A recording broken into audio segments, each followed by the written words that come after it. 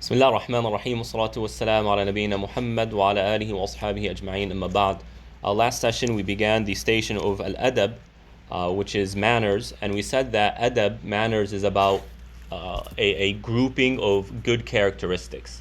And I also gave the differentiation between adab and khuluq, right? Where adab is a manner. You behave in a certain way that we would deem good manners. Whereas khuluq is when that manner becomes part of the individual. It becomes part of their character. So someone can behave well, someone can behave with generosity, but not necessarily be a generous person. They just behaved in one particular instance with generosity. Whereas someone who is generous, it is when generosity becomes their standard of behavior. And so you see it across the board, in the way they talk to people, in the way they invite people, in the way they give donations, in the way they smile, in the way, whatever it is, right? So that's the difference. Allah Ta'ala Alam. And we resume today in a title called Anwa' al-Adab, the types of adab. And they are adab with Allah subhanahu wa ta'ala, and adab with the Prophet alayhi salatu wasalam, and adab with the creation. So adab with Allah subhanahu wa ta'ala is really three forms. You have adab in the way, did we talk about this? I feel like we talked about it. No, okay. You have adab in the way we engage Allah subhanahu wa ta'ala. You have adab in the heart, adab with Allah in the heart, and then adab with Allah when it comes to our intention. So how we engage Allah, meaning with our bodies, how we engage Allah with our hearts, and how we engage Allah with our intention. So it starts off as external, and then it becomes internal, and then even more internal. And how we maintain good manners with Allah when it comes to our body is by doing the acts of worship the way Allah has told us. And so it is part of adab with Allah that when we do ruku' in salah, we do it the way it's meant to be done. And when we do sujood, we do it the way it's meant to be done. Right? And so when we worship Allah subhanahu wa ta'ala, we need to add this extra layer where how I am presenting myself is part of good manners. Right? Now, we in the American context, we're very sensitive about manners, especially in the professional world, in the business world, business ethics, all right, manners when it comes to our work relationships. That's very important. Islam has come to reinforce that. Right? But what happens is that this concept of manners has become exclusively between you and other people. Now, you and other people, that's it. Now we start picking up on manners with the environment. That no, you can't just throw things. No, you should try and reduce the amount of plastic and paper that you use. Right? So that's manners with the environment. Also, we here in America are very sensitive when it comes to animal rights. Treat animals good. And then when you go to the Eastern world, you find cats without tails and cats with an eye poked out and all this strange stuff. Sometimes it's just cats fighting with each other, but other times the kids going and being crude to those animals. Right? But what we have pretty much lost is manners with Allah subhanahu wa ta'ala. When we pray, it's more than just fulfilling an act of worship. It's more than just fulfilling an Islamic duty. We are presenting manners to Allah subhanahu wa ta'ala. It is impolite with Allah to not pray on time. It is impolite to not take our salah seriously. And by take our salah seriously, I mean do it the way it's meant to be. Sometimes you see these people who they go to ruku'ah, go up and they're just going up and down.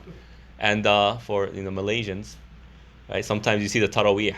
Allahu Akbar, Allahu Akbar, Allahu Akbar, Allahu Akbar, Allahu Akbar, Allahu Akbar. That is not adab with Allah subhanahu wa ta'ala.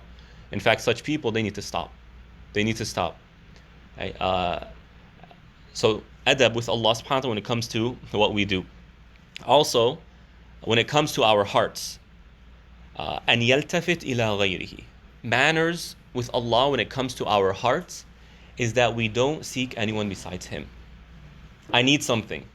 Where does my heart go? I want something. Where does my heart go? I'm feeling fear. Where does my heart go? I'm feeling a need for, optimism. Where does my heart go? I feel happy. Where does my heart go? And so the more we are able to focus our heart on Allah subhanahu wa ta'ala, the more adab our heart is having with Allah subhanahu wa ta'ala. And then finally, when it comes to intention, what we intend. Allah subhanahu wa ta'ala says, أَنَا أَغْنَى الشُّرَكَاءِ عَنِ الشِّرْكِ. I am the least needing of a partner or an associate. Meaning Allah does not need anyone or anything else. And therefore, whoever associates with Allah something or someone else when it comes to their act of worship, then I have left him or her and what they have associated me with. And so when we think about the reality of what's going on here, when I look at salah, I can do salah for the sake of Allah, or I can do it for the sake of self-gain, for the sake of popularity, whatever it is. And when you compare the consequences of each, I do it for Allah. Allah promises me reward that will stay with me for eternity, and forgiveness, and this, and bringing more barakah in our lives, and protecting us from that which is harmful, and assisting us in our day-to-day affairs, all of this. And I compare it with the alternative. To hear someone say, oh wow, mashallah, so-and-so is a good person. And then we choose the former over the latter. I mean, where's the adab? And that's just disrespectful to Allah subhanahu wa ta'ala. And so that's how intention plays a role when it comes to adab with Allah subhanahu wa ta'ala. And Abu Ali al-Daqqaq says, الْعَبْدُ يَصِلُ بِطَاعَةِ اللَّهِ إِلَى الْجَنَّةِ وَيَصِلُ بِأَدَبِهِ فِي طَاعَتِهِ إِلَى اللَّهِ. This is so beautiful, listen to this.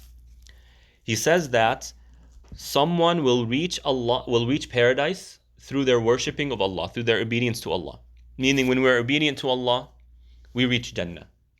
Then he says, but a person will, through their manners, will reach Allah.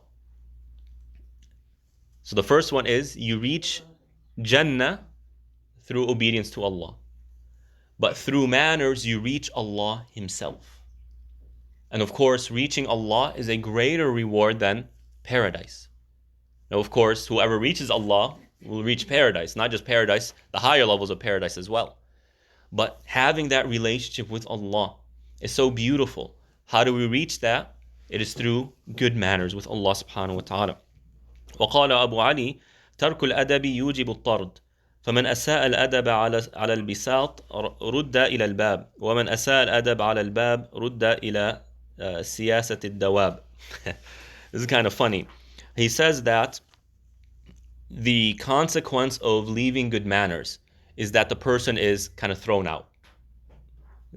And so if someone, he gives an example, if someone, I'll just paraphrase here, if someone is in your home and they're being rude, they're not taking their shoes off, they're putting their feet on the couch, right?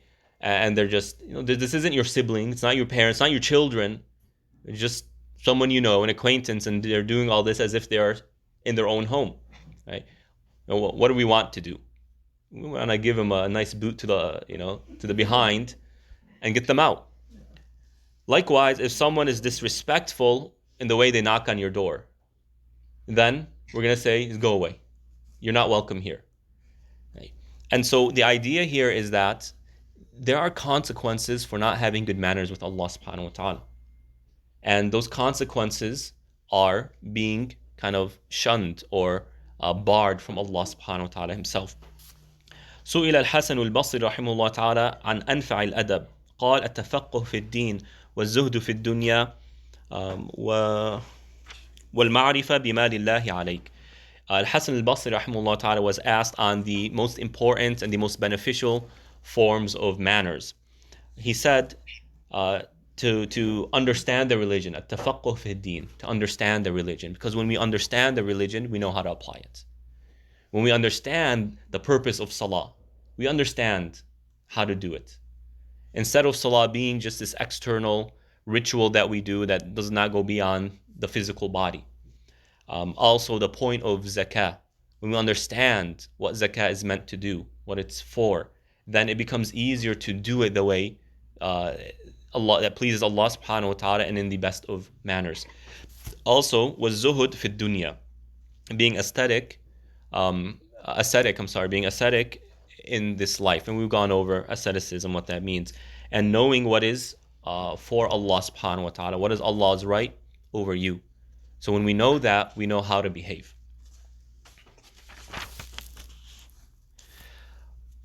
وقال النوري رحمه الله تعالى من لم يتأدب للوقت فوقته مقت. This is also this is difficult. An-Nuri rahimahullah ta'ala says, whoever doesn't have manners with time, then their time will be their source of their maqt, meaning their source of anger, or it's I'm trying to find the words to translate this. Despair. No, not despair. Their time will turn into, I guess, a reason. It'll become something negative in their life. Okay? So there is manners when it comes to our time. And so when we waste time over really meaningless things, and this is to me before I say this to anyone else, when we waste our time doing meaningless things, and meaningless doesn't mean going to Disney with your family. That's not meaningless. You're spending time with your family. You know, watching a movie with your family, as parents, you know the purpose isn't the movie. You could care less about the movie. You just want to be with your family. That's not meaningless. But things that are meaningless, like, you know, playing Candy Crush, let's say, it's meaningless. It goes nowhere. I mean, in the end, you beat all the levels. Okay, well then what? Okay, I'm going to uninstall this. And what's there left to do? But now hundreds of hours have gone down the drain. You can never get that. And so when you look at what is coming, the day of judgment, and our deeds in our books, and reading those deeds, and paradise being brought forward, and the hellfire being brought forward as well. And the only way we can make currency in the afterlife is through good deeds, and good deeds requires time. And we see ourselves squandering hours after hours after hours over meaningless things, then that's a bad manners with this blessing of time. وتأمل أحوال الرسل مع الله وخطابهم وسؤالهم. And Ibn Qayyim rahmatullah alayhi goes into a kind of a somewhat longer explanation of the manners of the messengers and how they engage not only the creation, but they engage Allah subhanahu wa ta'ala. And so he picks out a few moments or a few passages from the Quran. I will just point to one just because of the time. Let's see here.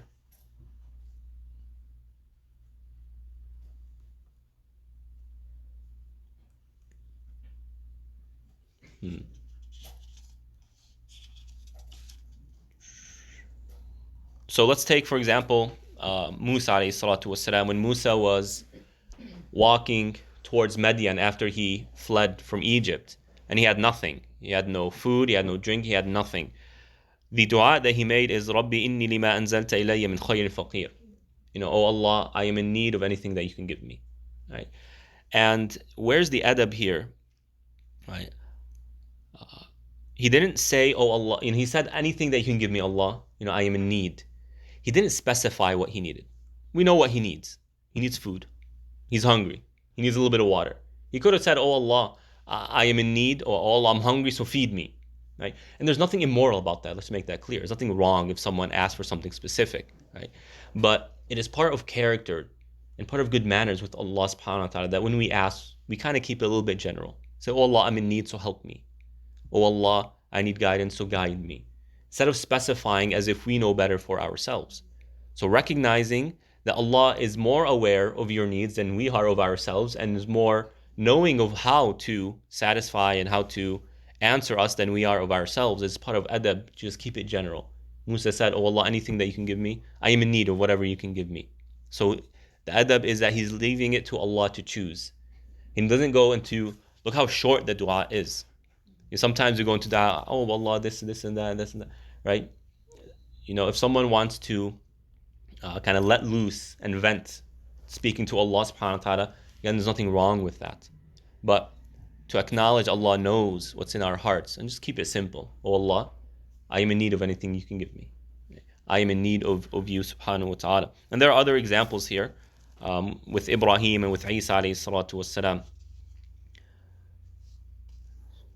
Also, it is among the it is among manners with Allah subhanahu wa ta'ala that we don't expose our awra, the parts of the body that we're not supposed to expose, what's called awra, even when we're alone, unless there's a reason. Taking a shower, using the bathroom, right? There's a reason for it. Why is that? That's really strange. I mean, if you're alone, what's the big deal? But it is considered to be part of adab, part of haya, ethical modesty, part of glorifying Allah subhanahu wa ta'ala. Now, if you want to add an element maybe of psychology or an element of just human behavior, we can let the experts, give us more information about it or correct me if I'm wrong. But when you look at the story of Adam alayhi salatu wasalam, Allah says, Iblis has a goal. His mission is to make you take off your clothes. Right? And so I believe I've said this before. A society that has become desensitized to the human body is a society in which the shaitan has taken over, like what we see here in the West, and even worse in Europe. Right? It's not good. And so in Islam, you find that the Quran is very sensitive when it comes to the human body, very sensitive, to the extent that anything that has to do with the intimacy aspect of the human body, you find that if any sin is made in regards or in relation to the human body in this intimate form, in this intimate way, then the expiation is actually a lot stricter. So when someone takes an oath or makes an oath or takes a hilf that, the Arabs would do this, a man would tell his wife, you are to me like the back of my mother. It's called lihar. And it's more of an oath. By Allah, I swear by Allah, you are to me like my mother. Essentially saying that you are haram to me. Now, the expiation for an oath in general is to feed 10 poor people, $100. Now, you have another oath here, but because the oath is in relation to human intimacy, you find that it's not feeding 10 people, it's feeding 60 people. So it's 6 times as much, or fasting 60 days, which makes it 30 times as much as a regular oath. Why is that? Well, the Sharia is very sensitive when it comes to the human body. Why? Because we see what happens. When human beings are desensitized to the human body, they begin to do strange things, as we see in our society today. Right? You don't find that homosexuality and transgenderism came about just all of a sudden. It came after the 60s revolution of sexuality and after the roaring 20s where women became more loose and whatnot. So you see kind of this step by step leading to something else. And so for us Muslims, it is part of adab with Allah subhanahu wa ta'ala that we don't reveal our bodies unless there is a need to, right? Unless there is a purpose behind it. Just walking around, what some people do, and you hear they're just walking around their home, with nothing, that's not allowed in Islam. And sometimes you watch these videos on YouTube, like these challenges and whatnot, you find, I'm sorry, but a mother walking around in her underwear in front of her kids. They're just weird. I've always wondered what is going through the mind of a 10-year-old when he sees his mother, in a bikini, in a really kind of skimpy bikini, or their sister, or their daughter. What's going on in their mind? Is that normal? To us, it's just strange. Right? And it's said that manners, when we incorporate manners in our actions, then that is a sign that our actions are being accepted.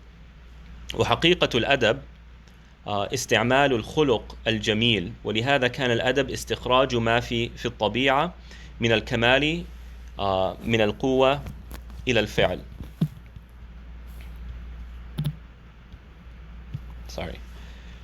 So the reality of adab, good manners, is using the most beautiful characteristics of ours.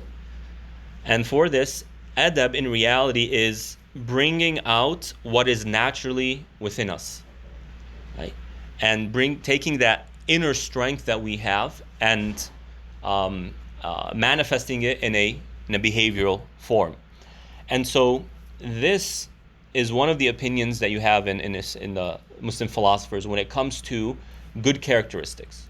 There are praiseworthy characteristics, much of which go back to the names of Allah subhanahu wa ta'ala, like generosity, like haya, ethical modesty, like forgiveness, like forbearance, etc. So the scholars ask the question, when a human is born, do they already have these characteristics within them? Or are they neutral, or do they have the opposite? And of course, depending on where you stand, that's going to slightly change the way you engage this topic. If I perceive the human being as being born with the negative characteristics, such as stinginess instead of generosity, such as harshness instead of softness, such as selfishness instead of selflessness, then how I engage adab is going to require a step prior to actually getting into these. How do we overcome these things?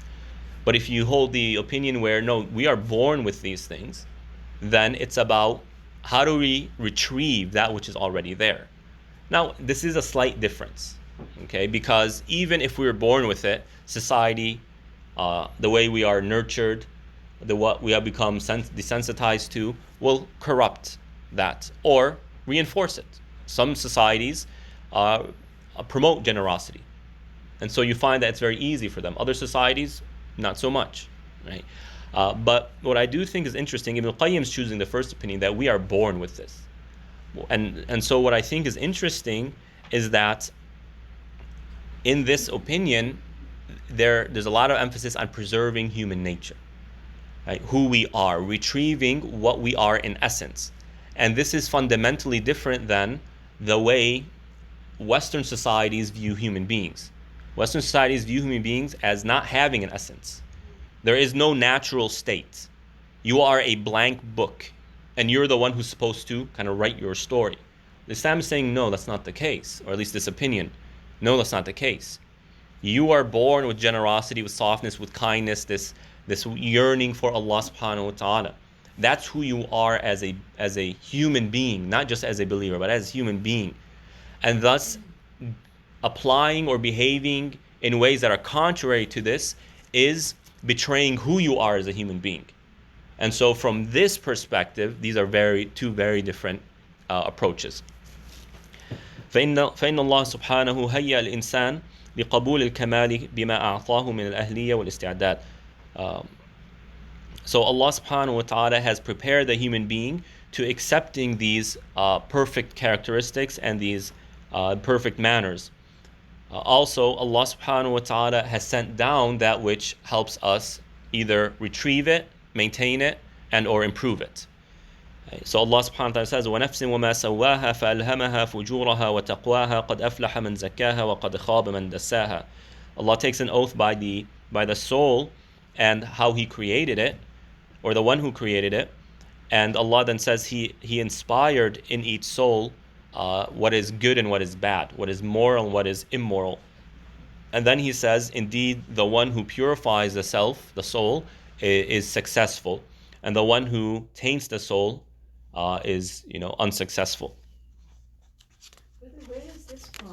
This particular thing? These verses? The verses, yeah. They're in Surah Al-Layl. Certainly. Yes, Surah Al-Layl. I don't know the number. I can look it up after. Okay. وَالْأَدَبْ هُوَ الدِّينُ كُلُّهُ. Ibn Qayyim rahmatullah alayhi says that manners is the religion in its entirety. So what is manners? It's all of the religion. All of the religion is manners. فإن ستر العورة من الأدب والوضوء وغسل الجنابة من الأدب والتطهر من الخبث من الأدب. Essentially, everything in the religion is manners, is good manners. And so when we clothe ourselves, that is an act of good manners. When we make wudu, it's an act of good manners. When we do ghusl, it's an act of good manners. When we purify ourselves from impurities that may have fallen on our clothing, right, that is part of good manners. And essentially what Ibn Qayyim is saying here is that if you want to understand what is good manners, because that's a question. Is this what is good manners? Or is that what is good manners?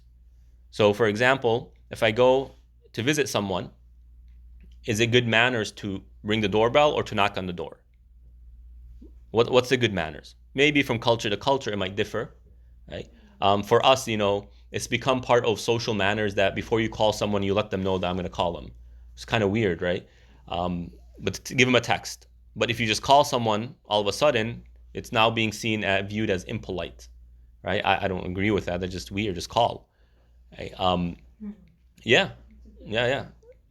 So I get a lot of text messages. Can I call you?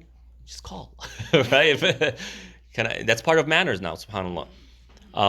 That might change from culture to culture, right? But Islam does have something to say when it comes to going to someone's house. Ista'dhin. Ask for permission. Don't just enter.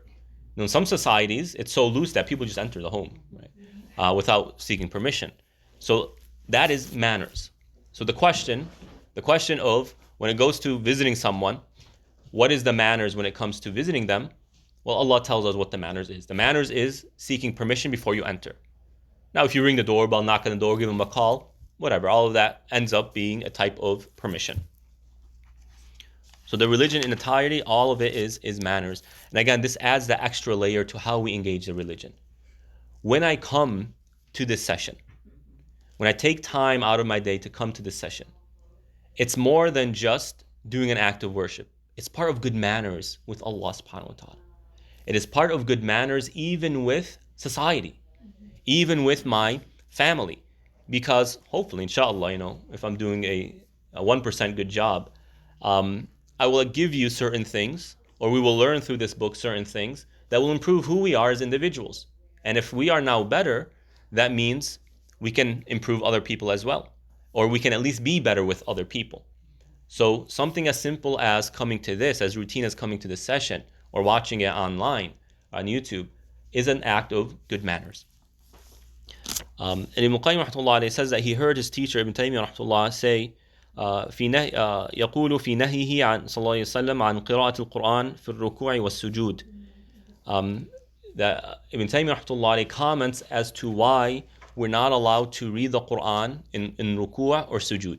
So when we're doing ruku' or sujud, we're not allowed. It's not that we're not allowed to read the Quran in either of these two. He says the following, this is beautiful. إن القرآن هو أشرف الكلام وهو كلام الله. The Quran is the most noble of speech, and it is the words of Allah subhanahu wa ta'ala. وحالة الركوع والسجود حالة ذل وانخفاض من العبد. And ruku' and sujud is a state of submission and humility to Allah subhanahu wa ta'ala. فمن الأدب مع كلام الله أن لا يقرأ في هاتين الحالتين ويكون حال القيام والانتصاب أولى به.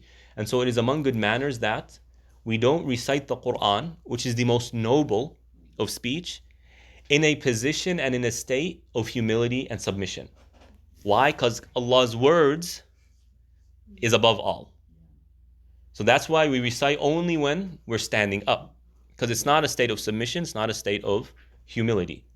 Right? It's a state of standing up. And so that's very beautiful. See how every single thing we say and every single thing we do in our religion is manners. والمقصود أن الأدب مع الله تبارك وتعالى هو القيام بدينه والتأدب بآدابه ظاهرا وباطنا.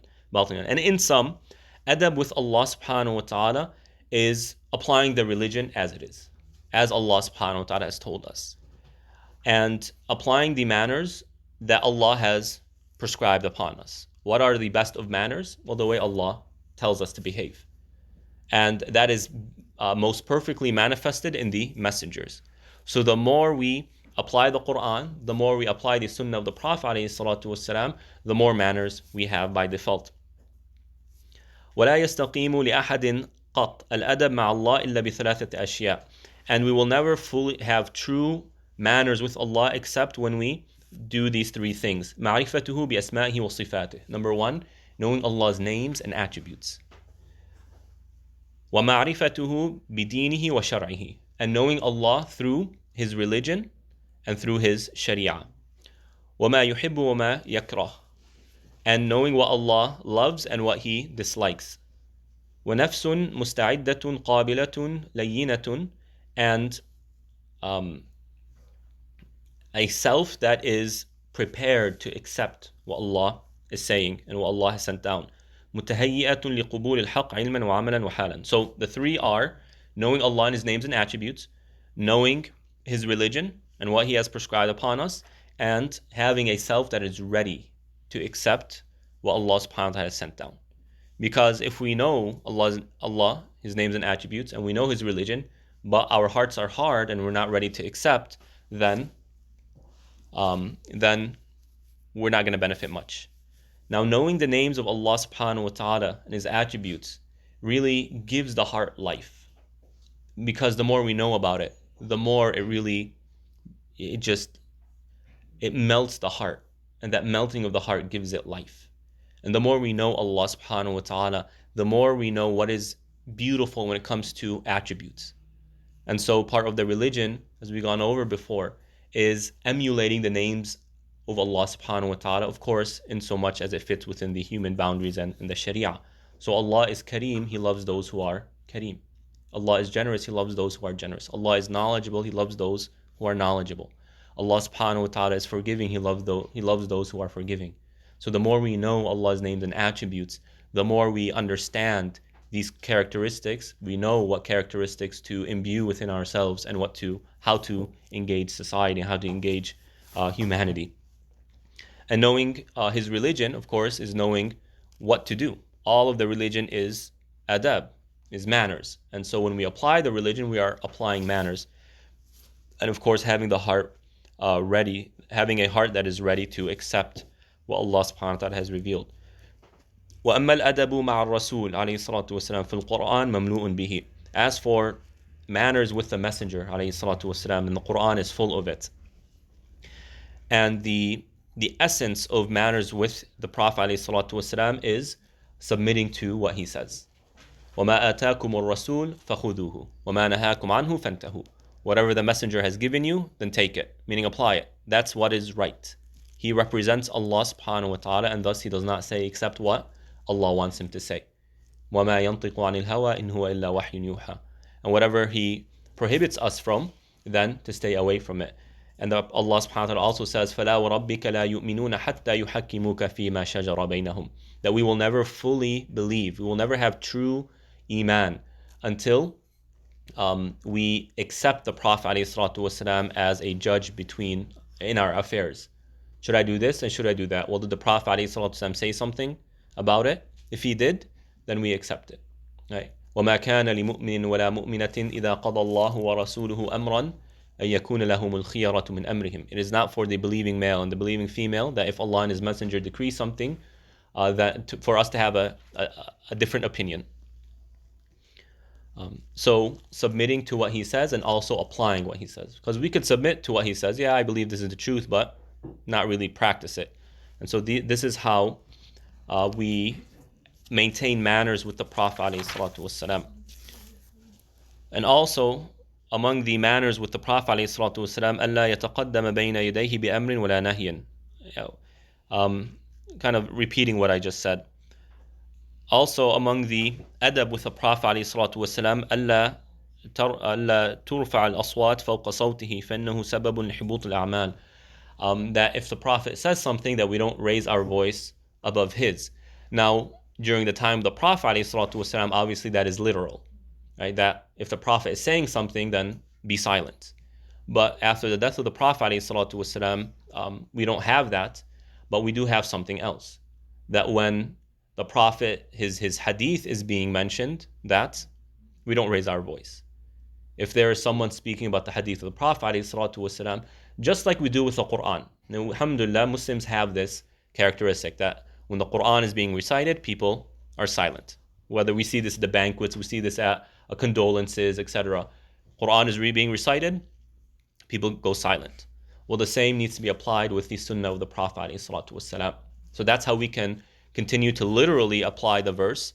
Also, there's another meaning here on top of this previous one, and that is not raising our voice over the voice of the Prophet ﷺ is not putting our opinions before the Prophet ﷺ. Yes, we need to research and understand what the Prophet has said, whether this hadith is authentic or not, and to understand what the Prophet ﷺ is really saying. Right? The companions differed over the meaning of certain hadith in the life of the Prophet ﷺ. Nothing wrong with that. Right? But if and when the meaning becomes clear, his opinion over ours. And I understand, we all experience this. It's always easier to understand what he says than to apply it. Okay? And we all have shortcomings. But there's a difference between accepting what the Prophet ﷺ said, despite us not applying it, versus someone who doesn't apply it, and as a result, they want to reject or change what he's saying. The first is an attribute of believers. And that is the attribute of Adam ﷺ when he was in paradise. He accepted what Allah said, made a mistake. He didn't apply it. And then he asked Allah for forgiveness. The other one is the attribute of Iblis. He understood what Allah is saying, but rejected it because he thought something else. So be careful. So many Muslims in the West think they have the right to just say, no, this is wrong, and to reject a hadith just because it doesn't fit with how they view the world, or it's inconvenient to them, or they want to reinterpret a hadith just because it's not convenient for them. So we got to be careful. Own up to your sin. No one sees it. No one is coming between you and that sin. You don't have to answer to anyone. There are no confessions in our religion. It's between you and Allah subhanahu wa ta'ala. Confess the sin, ask for forgiveness, move on with your life. As for those who say, no, why this and why that, etc., how can Allah, this is immoral, doesn't make sense, etc., they put themselves in an endless cycle of excuses, just like Iblis. Instead of just saying, oh Allah, forgive me. End of story, that's it. Oh Allah, forgive me. That's it. It's not hard.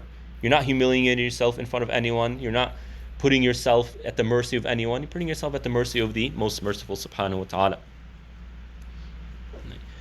And also among the manners with the Prophet ﷺ, أَلَّا يُجْعَلْ دُعَاءَهُ كَدُعَاء غَيْرِهِ.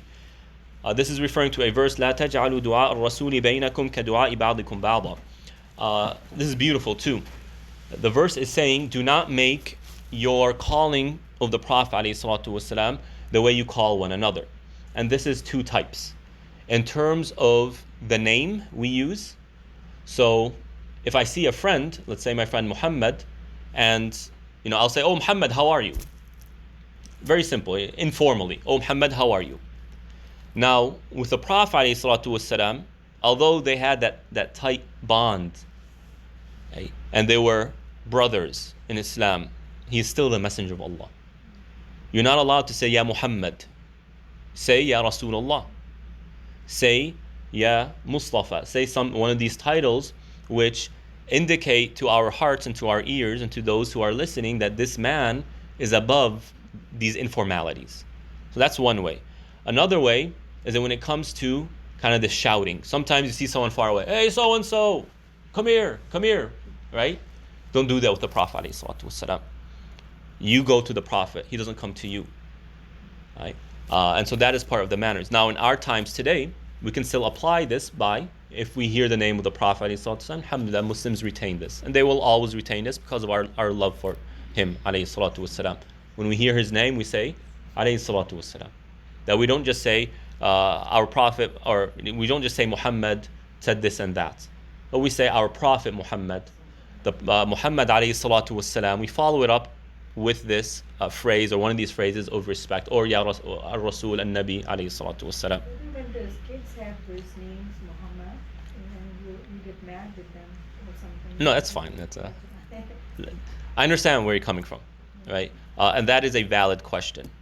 If someone's name is Muhammad, and you say, oh Muhammad, how dare you, you this and you that, it kind of like, well, Muhammad Rasulullah and whatnot. Or if someone's name is Abdullah, and it has the name of Allah subhanahu wa ta'ala, that is a valid kind of concern. But we know we're not referring to the Prophet alayhi salatu wasalam or Allah subhanahu wa ta'ala, so it's not a problem, inshallah. As for manners with the creation, فَهُوَ مُعَامَلَتُهُمْ عَلَى اخْتِلَافِ مَرَاتِبِهِمْ بِمَا يَلِيقُ بِهِمْ. It is, when it comes to manners with the creation, it is engaging in some, kind of to give a concise principle here.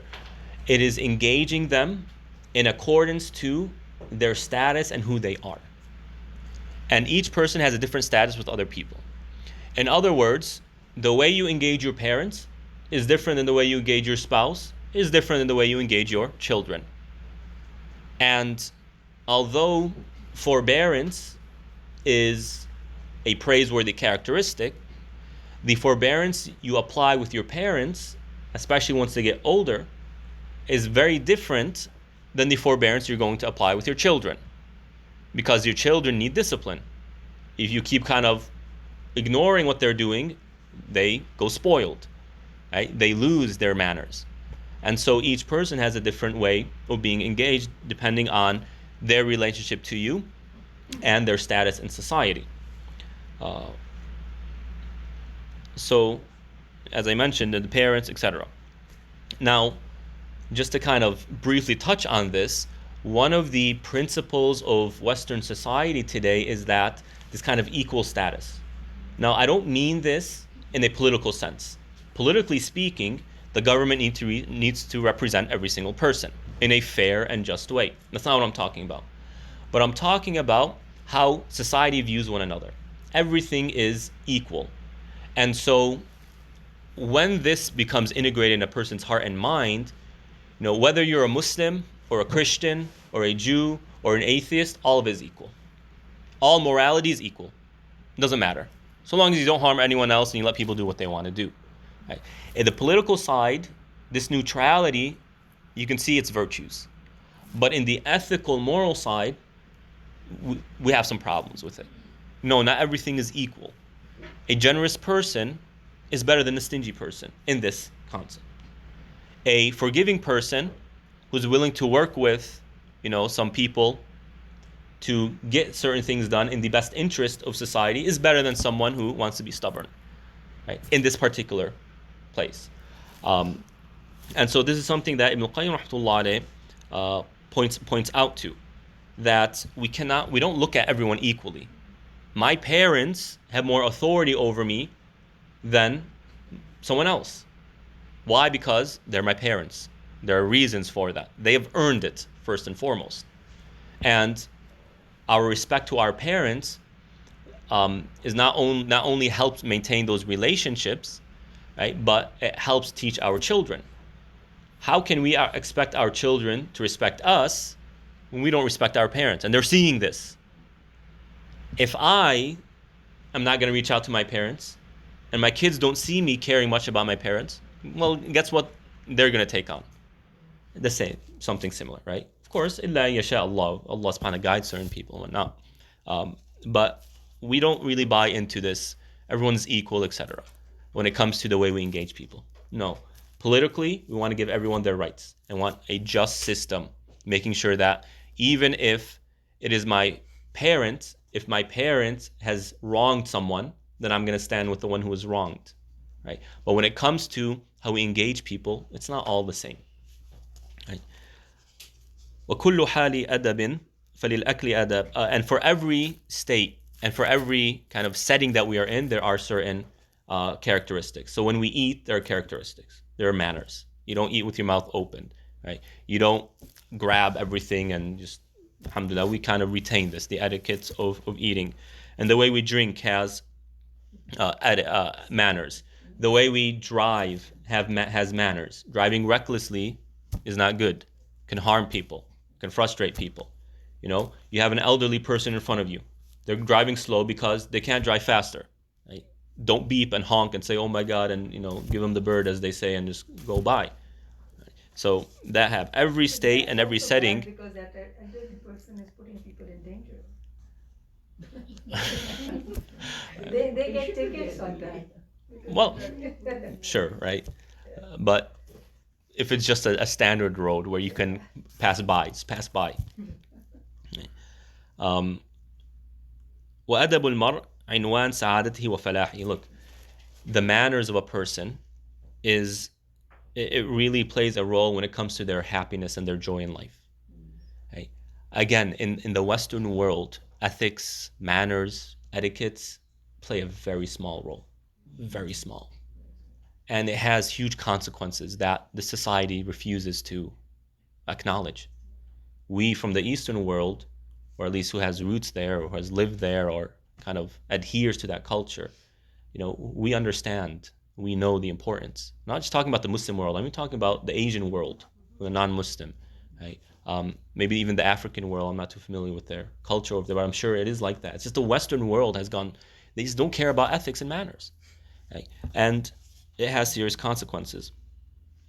So we view manners as being part of happiness and a good life. And as we've mentioned before, if you remember the station of futuwa and muru'a and khuluq, these words are taken from words that go back to the human being. Right? There's something intrinsic about manners when it comes to the human self. And so we are not fully human until we apply manners. And if we lose manners, we lose our humanity. And so it makes sense, at least from the Islamic perspective, it makes sense that manners is part of happiness in life. If you are not a person of manners, you don't apply it, you don't learn it, then you lose your human self. You lose yourself as well. How are you going to build an identity, right, without manners? It just doesn't seem plausible. فما استجلب خير الدنيا والآخرة مثل الأدب ولا استجلب حرمانه مثل قلة الأدب. Another beautiful statement. Ibn Qayyim rahmatullah is saying here that there's nothing that brings more good in this life and the afterlife than manners.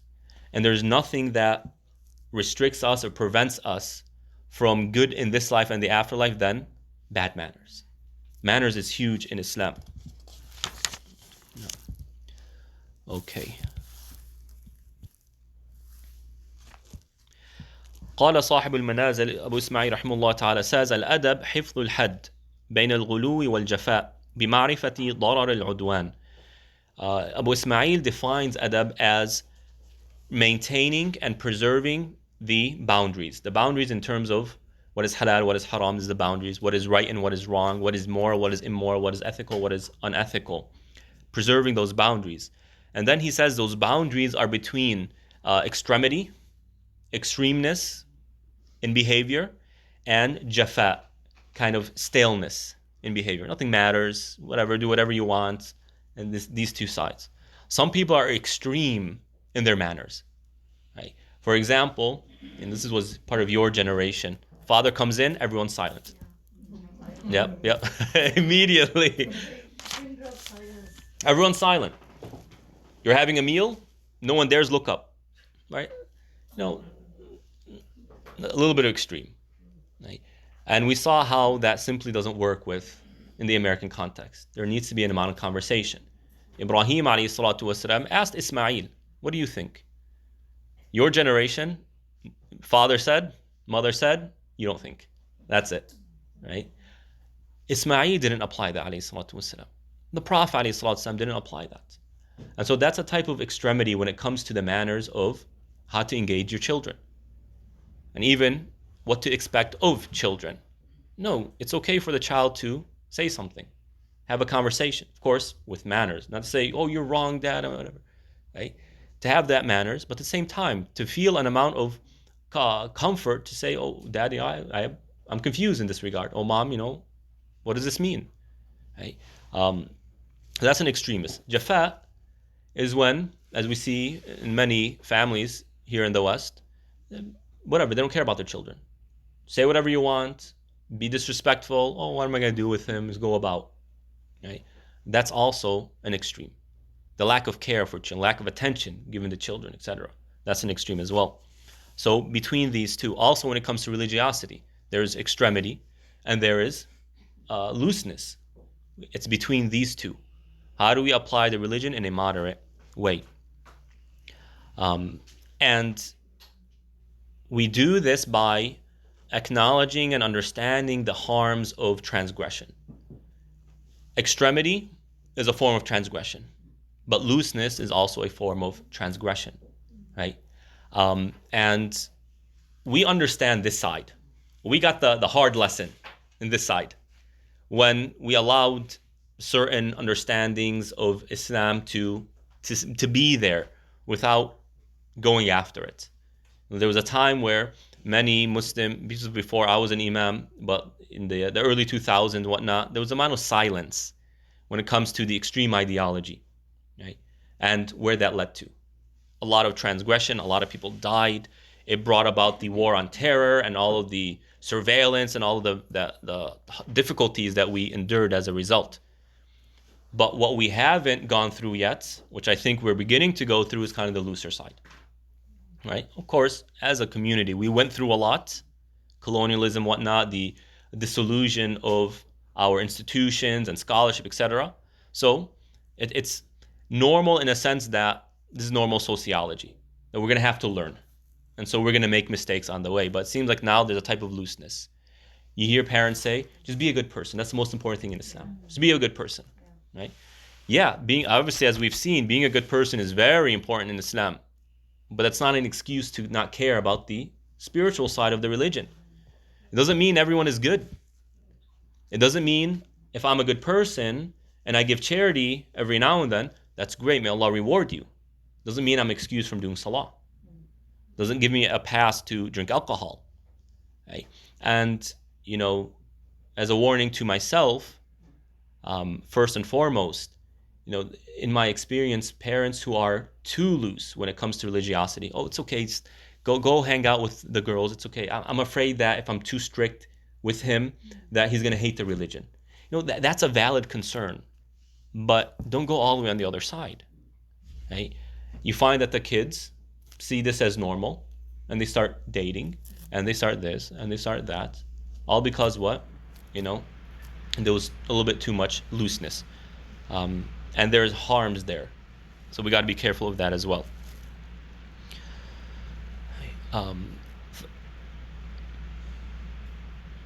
Also, when it comes to kind of in the ritual sense, extremity, we know what it is. Praying, as if every single part of the body needs to hit an exact point like this.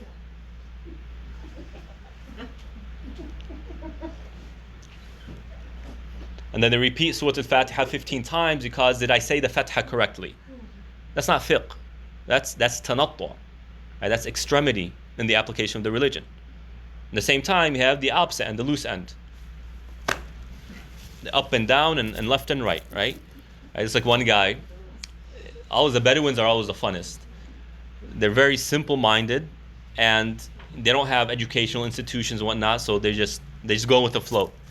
So one Bedouin guy, when he would pray, he would say, Allahu Akbar, Qul huwa Allahu Ahad, not reciting Surah Al-Fatiha. Qul huwa Allahu Ahad, Allahu Samad. Not even fitting Ikhlas. And then he'd go to Ruku', etc. Some guy would tell him, Ya Shaykh, the Shaykh to elderly person, out of respect.